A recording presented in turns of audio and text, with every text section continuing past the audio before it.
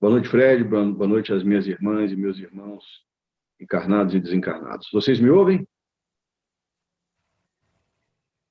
Sim, Sivaldo, está perfeito. Bom, é mais uma oportunidade que nós temos de fazer uma reflexão do Evangelho de Jesus, do capítulo 19, o poder da fé. E na preparação da nossa fala, dois fatos interessantes a respeito da fé, né? Conversávamos há uns anos atrás com o nosso irmão Elvésio, nosso vice-presidente, e que ele falava, né, do início da construção da obra do Lar Maria de Madalena. E ele falava do rompante do nosso irmão Jorge Cauí, e principalmente da fé que ele manifestava durante a preparação de todos os eventos. E um deles foi que, no início da obra, o Cauí, muito empolgado,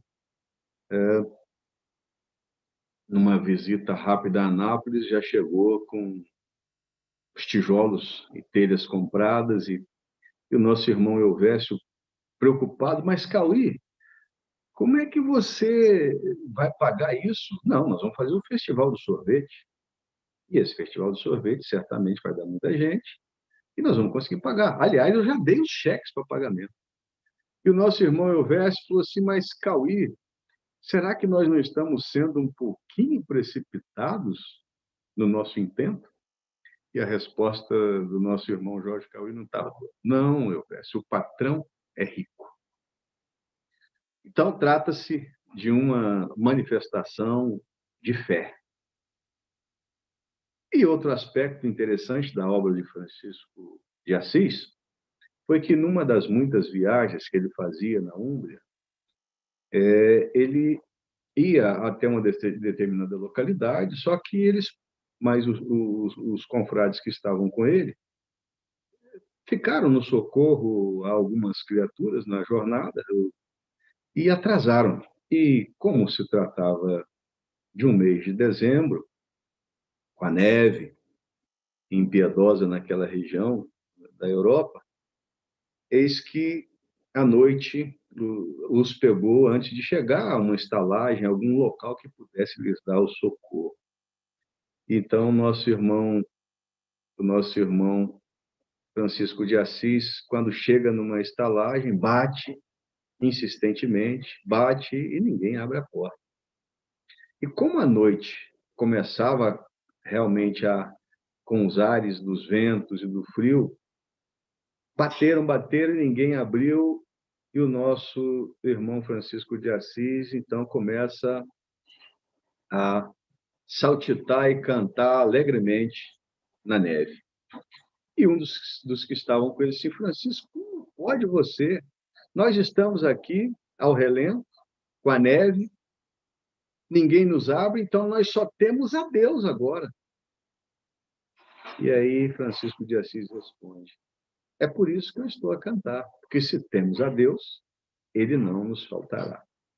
E instantes depois, eis que a porta se abre e alguém lhes convida a entrar para passar uma noite abrigados. Então, nesses dois pequenos acontecidos é que nós começamos a nossa fala hoje, que é uma referência ao Evangelho de Mateus, capítulo 14, 17, versículos 14 a 20, que fala sobre o poder da fé.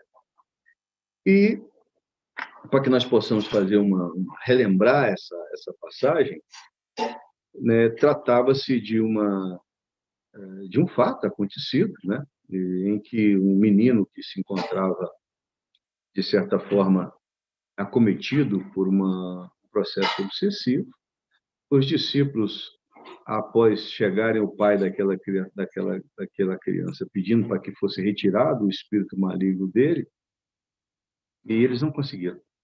E aí ele foi até Jesus, esse homem, pedindo a Jesus que pudesse ajudá-lo, né?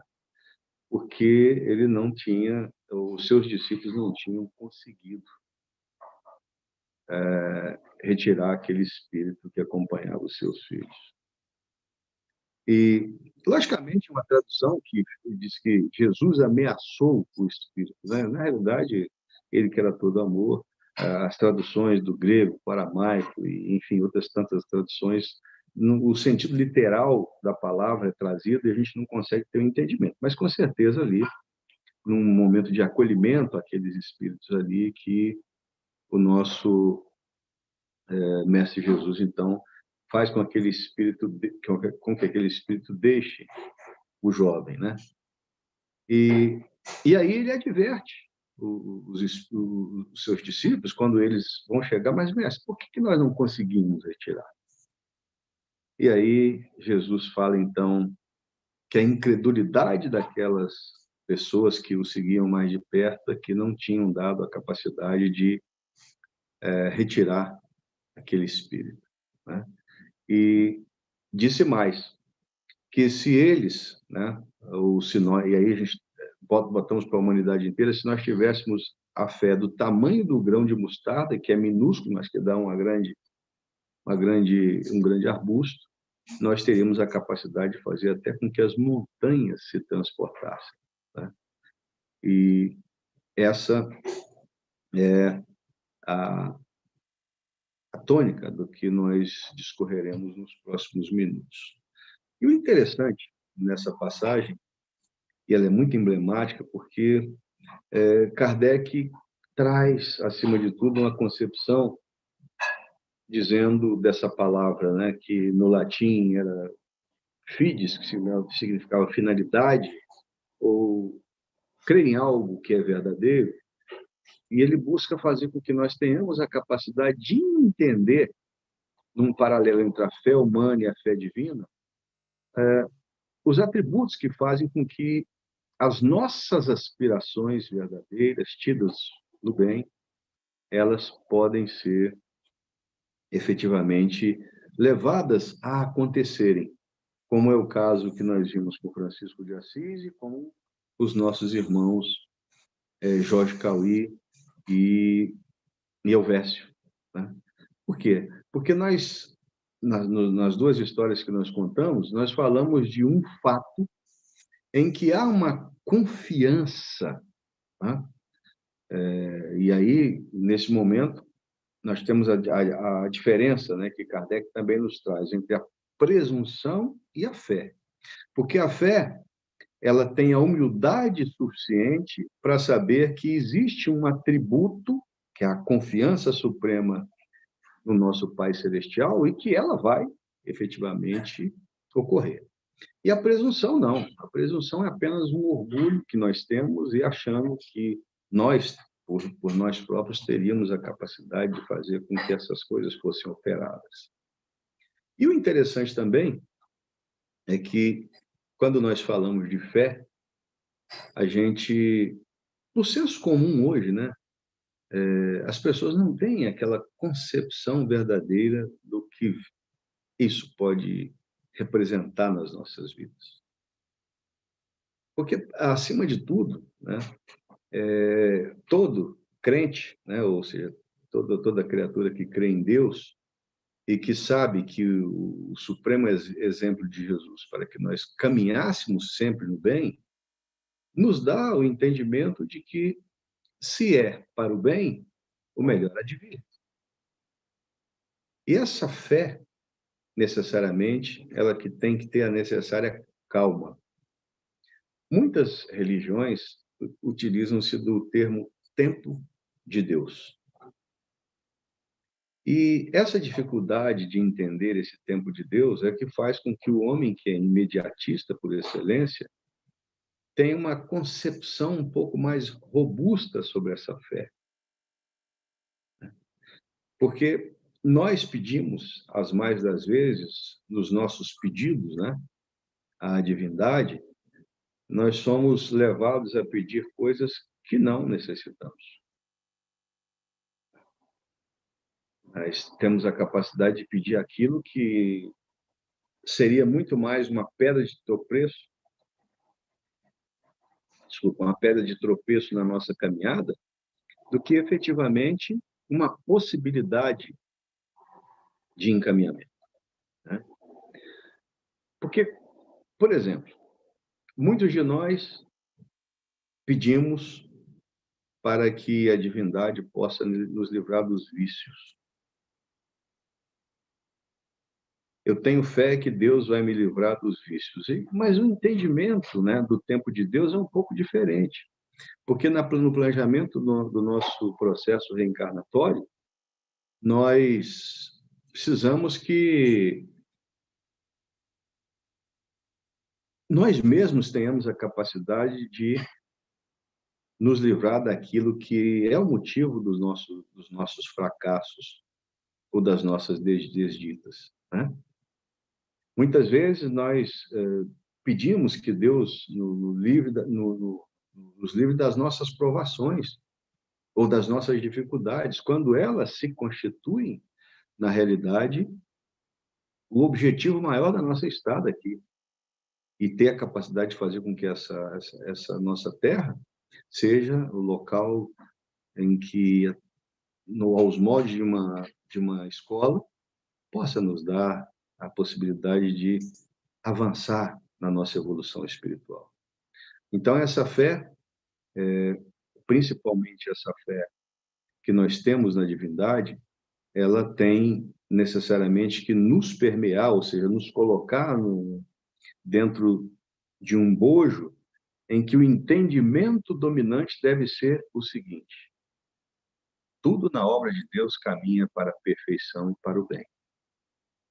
Eu, nas minhas imperfeições, tenho que ter a confiança necessária de que quanto mais próximo eu estiver da prática do bem, mais eu terei a capacidade de fazer com que a minha vontade, inspirada pelos obreiros espirituais do bem, possam levar a atingir os resultados que eu busco. Mas Kardec, nós sabemos disso, que antes de se dedicar à doutrina espírita de corpo e de alma, ele trabalhava, ou ele era um dos estudantes de magnetismo. E ele traz, quando ele fala do poder da fé, na explicação desse trecho do Evangelho de Mateus, ele fala sobre a ação magnética na fé. Porque nós sabemos que tudo no universo é energia, né? Então, nós estamos imersos num rolo ou num bolo energético em que há a possibilidade de que esse fluido universal possa ser conduzido através das nossas mentes, né? E quando nós temos uma vontade firme, nós temos a capacidade de fazer a modificação desse fluido universal, dando um impulso irresistível nesse fluido universal, que redunda, logicamente, na concepção e na possibilidade de resultados inimagináveis.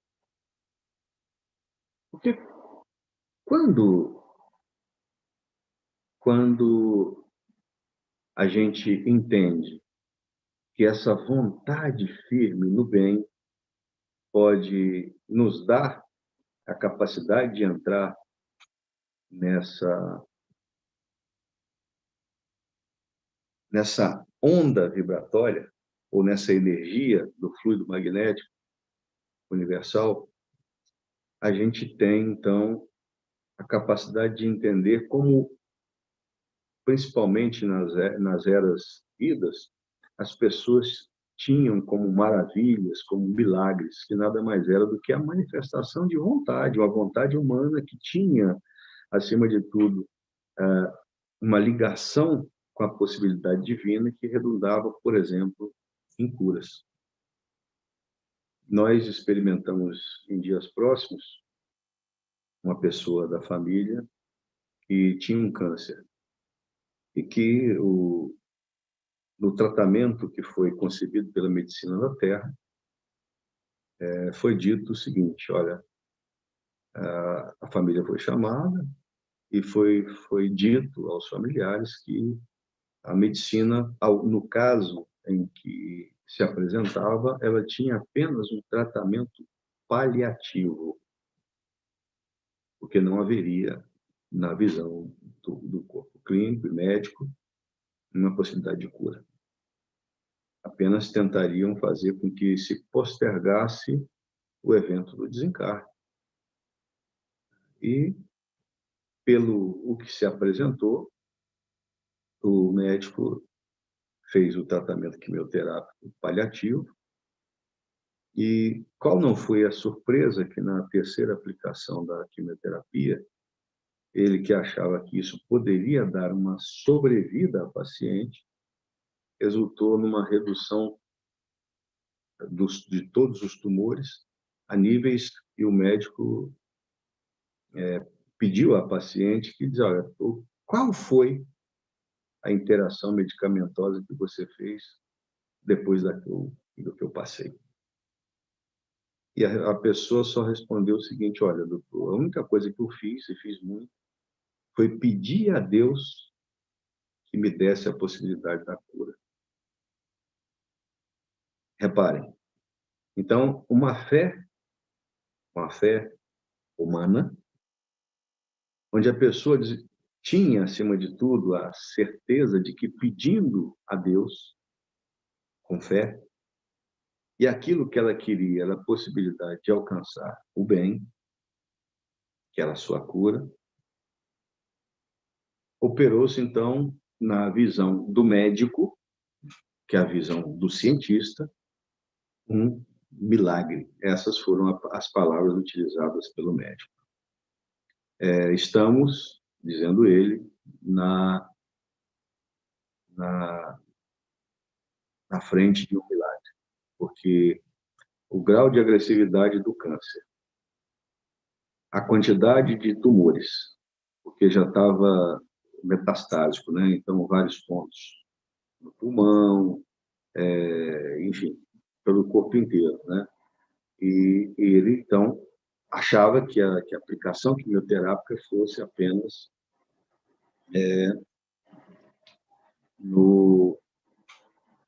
na visão dele, um meio de postergar o sofrimento daquela. Então, a fé dela foi tamanha, né? A crença dela na misericórdia divina foi tamanha, que ela fez com que essa manifestação da sua vontade pudesse ser, pelos irmãos da espiritualidade, auxiliados na manipulação desses fluidos, e o efeito, digamos assim, salutar da quimioterapia com o benefício da espiritualidade fez com que essa pessoa que, na visão médica, teria uma chance muito pequena de sobrevida, porque de vida não teria, ela está hoje, passados alguns anos, gozando de muita saúde e logicamente, crente como é em Deus, tendo a certeza que, porque ela não é espírita, que foi a misericórdia de Deus que operou esse milagre.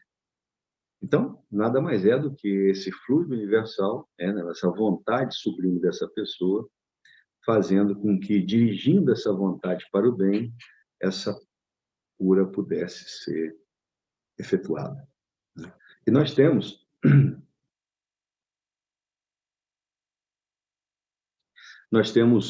acima de tudo, casos que a doutrina espírita traz de algumas curas que foram efetuadas e que todas as pessoas que foram os atores dessas curas tinham uma crença na divindade, né? Porque muitas pessoas pensam justamente o contrário. Não vai dar certo. Ou seja, ela se predispõe, ela se predispõe a fazer com que não haja a possibilidade da manifestação da espiritualidade, porque ela não quer. Isso não vai dar certo. Quer dizer, ela está colocando um impeditivo, né? Hoje, os nossos irmãos que trabalham em neurolinguística, e essas pessoas que trabalham como incentivadores, né, de empresários, de estudantes, falam sobre o poder da palavra. E esse caso é interessante que a gente vê daquelas pessoas, olha, você pode muito mais do que você acha. Você tem que crer nisso, né? E aí eu me recordo de um livro interessantíssimo da Lavra mediúnica inspirada do nosso irmão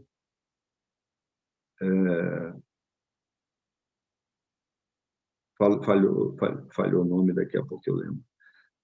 Esse livro trata-se de uma obra que compilou várias passagens do grupo Meimei, lá em Pedro Leopoldo, a partir do ano de 1952. Arnaldo Rocha é o nome do nosso irmão. Então, para que nós possamos contextualizar aqui, o nosso irmão João Xavier, que era o irmão do Francisco Cândido Xavier, ele tinha esse grupo de apoio lá às segundas e às sextas-feiras, lá em Pedro Leopoldo, trabalhando com os nossos irmãos desencarnados que experimentavam os sofrimentos, né? Então, esse grupo, em 1939, em fevereiro de 1939, com a morte de Xavier, ele parou de existir. E o Chico convidou várias vezes o Arnaldo Rocha para fazer parte desse grupo, mas só em julho de 1952 eles começaram a reativar esse trabalho. E era interessante porque existia um grupo grande de pessoas e, nessa época, a psicofonia era a principal ferramenta utilizada pelo nosso irmão Francisco Cândido Xavier. Então, a partir do atendimento que ele fazia às pessoas, em outros dias da semana, que era a psicografia ou a orientação evangélica, mas nesse especificamente ele utilizava-se da psicofonia para trazer essas mensagens. E no final dessas reuniões, os espíritos instrutores, benfeitores, sempre deixavam uma mensagem. E no dia 6 de maio de 1954, André Luiz traz uma mensagem interessantíssima falando sobre o poder da palavra. Porque a fé, nós não podemos dissociá-la de duas coisas, do pensamento e da palavra. Mas, especificamente da palavra, o nosso irmão André Luiz dizia que nós não tínhamos ainda a capacidade de entender o poder que o verbo tinha no fluido cósmico universal. Então, muitos de nós que experimentamos o descrédito, né, a falta de crença, no seu sentido lato, né, a dúvida, nós mesmos obstaculizamos as bênçãos e as benesses que podem nos vir. E, principalmente, no entendimento que o Cristo queria fazer a referência, que era a capacidade de fazer com que esses nossos problemas, né, que são as montanhas a que ele se refere, né, e todos nós que estamos doravante encarnados, somos vivenciadores de problemas, né, porque como espíritos imperfeitos, nós temos a capacidade de estar justamente para isso, para fazer com que, através das expiações, e principalmente das provas que nós nos submetemos, ter, nesses infortúnios momentâneos, a força, a tenacidade, a vontade de prosseguir. E de prosseguir tendo resultados interessantes, né? Porque naquela fala crística que os nossos irmãos, que eram os seus discípulos próximos, eram incrédulos, né? Muitos de nós nos colocamos exatamente nessa condição, né? E como espíritas que somos, ou como simpatizantes da doutrina espírita que somos, muitas vezes não nos habita no nosso íntimo a crença de que nós podemos, né? Que nós podemos muito. Principalmente, podemos muito quando estamos alinhados com o bem. E essa era a vontade que o Cristo tinha aqui, de que nós tivéssemos essa capacidade, porque ele dizia mais, né? Nada nos seria impossível se nós tivéssemos a fé. Então, todos nós que estamos hoje a enfrentar problemas, né? Dá mais larga monta. Vamos pegar um que é comum a todos, né? A crise ou a pandemia. Nós estamos aí a experimentar.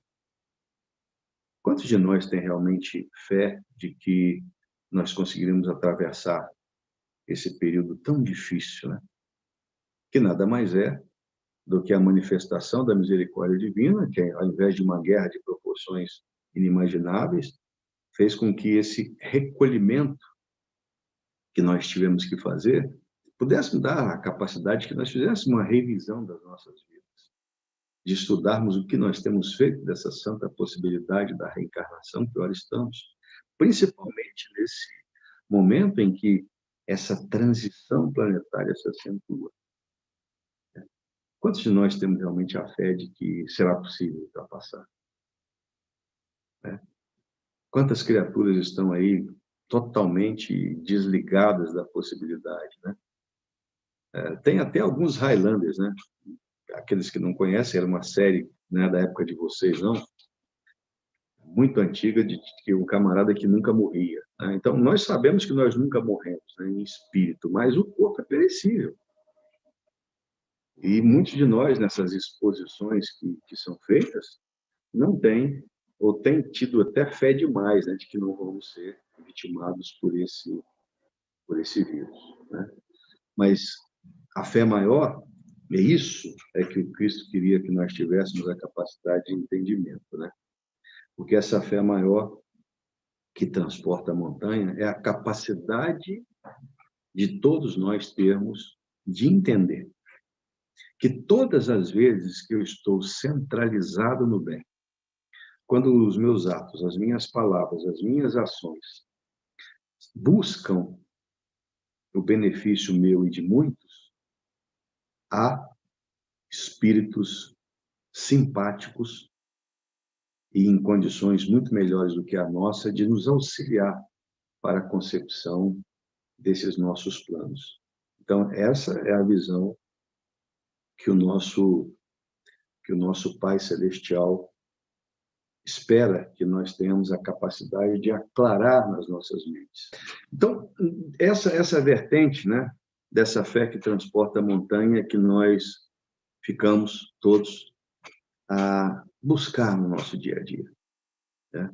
Porque, com certeza, muitas das criaturas estão tão arraigadas, né, na vida do dia a dia, ou no nosso cotidiano, que esquecemos na nossa prece de preparação para o repouso do corpo físico, pedir que nós tenhamos a capacidade de nos transportar a locais de instrução, de refazimento, de orientação da espiritualidade, né? Para que, ao despertar no dia seguinte, nós tenhamos a capacidade de enchermos de fé, de coragem, para o exercício dos desafios evolutivos tão necessários, e entre eles a nossa reforma íntima. Cristo nos disse e nos deu como grande exemplo dos seus trabalhadores de que o grão de mostarda ínfimo, na representação do que ele tem a capacidade de fazer um grande arbusto. Então, nós, como filhos de Deus, que já somos grandes, imagine a capacidade que nós temos, se o quisermos, de chegar nessas proporções crísticas de tiradores de montanhas, né? De fazer com que essas montanhas, que são os nossos problemas, se transportem de um canto para outro, ou seja, fiquem no passado, na retaguarda, né? Mas, em sede de conclusão, infelizmente, talvez uma das coisas que mais atrapalha a nossa fé está muito bem descrito pela nossa irmã Hermance Dufour, no livro Emoções que Curam, quando da Lavra Mediúnica do Vanderlei de Oliveira, quando ela diz o seguinte: um dos maiores problemas da humanidade nos dias que correm é que, se nós fizéssemos uma distribuição temporal, nós vivemos 75% no passado, 20% no futuro e 5% no presente. Nos 75% do passado, quase sempre nós temos a sensação de perda que faz com que nós acumulemos mágoas. Nos 20% do futuro, eu fico muito mais na ansiedade, no medo do que poderá vir. E por isso mesmo, experimento, então, essas aflições desnecessárias. E o foco nosso seria nesses 5%, na realidade, de dedicação que nós deveríamos inverter, botar para 75%, porque hoje nós estamos construindo nosso amanhã. E como o nosso irmão Francisco Cândido Xavier foi orientado por Emmanuel, isso também passa. A frase que nossa Maria Mãe Santíssima deu para o Chico no momento em que ele experimentava uma dificuldade muito grande. Então, todos nós hoje possamos fazer com que a nossa fé ela tenha a consistência de entender que se o nosso objetivo é no bem, espíritos crísticos estão a nos dar o suporte, a força, a coragem para que nós possamos avançar. Que nós possamos todos ficar em paz. Obrigado, Sivaldo. Obrigado pelos esclarecimentos do Evangelho. Obrigado aí pelas palavras sobre o poder da fé, que realmente isso é muito importante, né? A gente desacredita na gente mesmo e desacredita também no poder de Deus na nossa vida, né? No poder do Cristo, sempre nos transformando. E quando você falou ali, iniciou a sua fala, falando do nosso irmão Jorge Cauí, que foi um grande exemplo para nós, que conviveu aí com a doença também por vários anos.